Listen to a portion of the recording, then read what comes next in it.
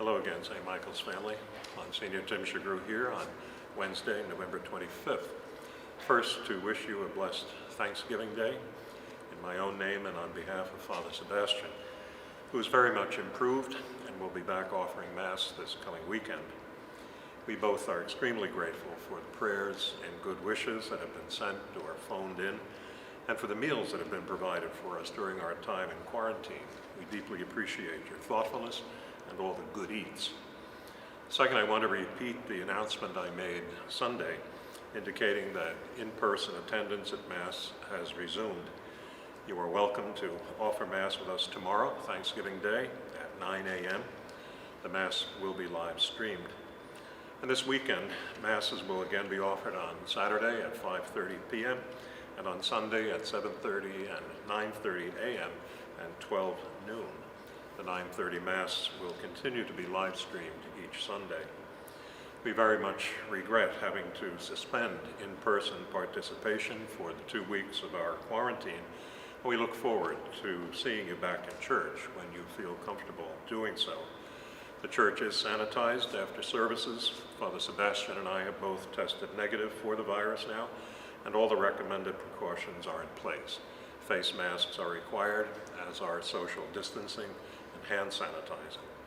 We are keenly aware of the rising number of infections in our state, and we're committed to doing what must be done to protect ourselves and each other. We remind you that the Sunday Mass obligation continues to be suspended by Cardinal Tobin, and we urge everyone, especially those who are more vulnerable, to be very prudent about the decision of coming back. I personally want to thank all who have returned to in-person attendance for your cooperation with the recommended precautions.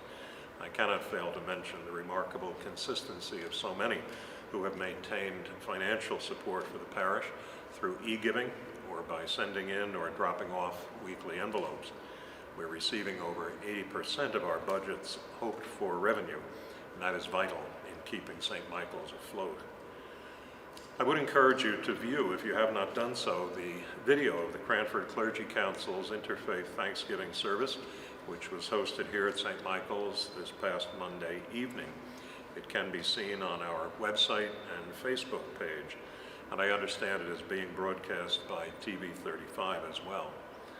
A wonderful feature of the service was the recognition of Mrs. Kathy Willis, one of our own at St. Michael's, who recently retired from having directed Cranford Family Care for nearly 25 years after serving it as a volunteer for many years before that. Kathy represents the spirit of giving that we celebrate at this time of the year, and she has motivated, organized, and inspired the response of the entire Cranford community to the very real needs that exist among our residents. Also notable at the service was the reflection by Pastor Lee Gillis of First Presbyterian Church.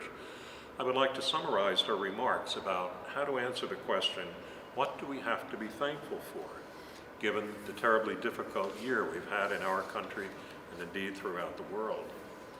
She shared a story about a Jewish man who grew up in France. As a boy, he had been sent with his family to the Nazi concentration camp at Auschwitz. He survived the Holocaust.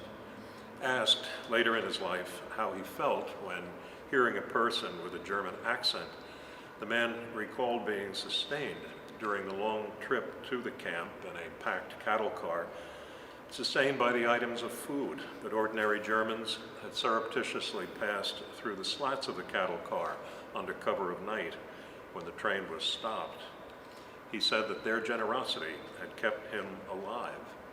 And now, when hearing people with a German accent, he would smile at them, wondering if they could be descendants of those anonymous Germans who risked their own lives to provide food for those trapped in the horrors of the Nazi program of extermination. Pastor Gillis then listed 5 reasons to be thankful this year. First, for God's steadfast love in all our circumstances. Second, that our confinement is nothing like the confinement experienced by that young Jewish boy. Rather, we confine ourselves out of consideration for each other. And we're grateful to those who, like first responders and medical professionals, have been confined in an untiring and relentless battle for the welfare of others. And we can be grateful to for the many random acts of kindness we've experienced from those who understand that we are privileged to be God's hands and ears and voice in responding to others in trouble. Third, we can be grateful for all the saints or holy ones we have lost, loved ones, especially due to the pandemic. Grateful for the blessings they were and in memory continue to be in our lives. Fourth, we can be grateful for the technology that has allowed us to communicate and stay in touch despite restrictions on movement and close physical contact. And here I would acknowledge our own tech team at St. Michael's for helping us to be present to you virtually.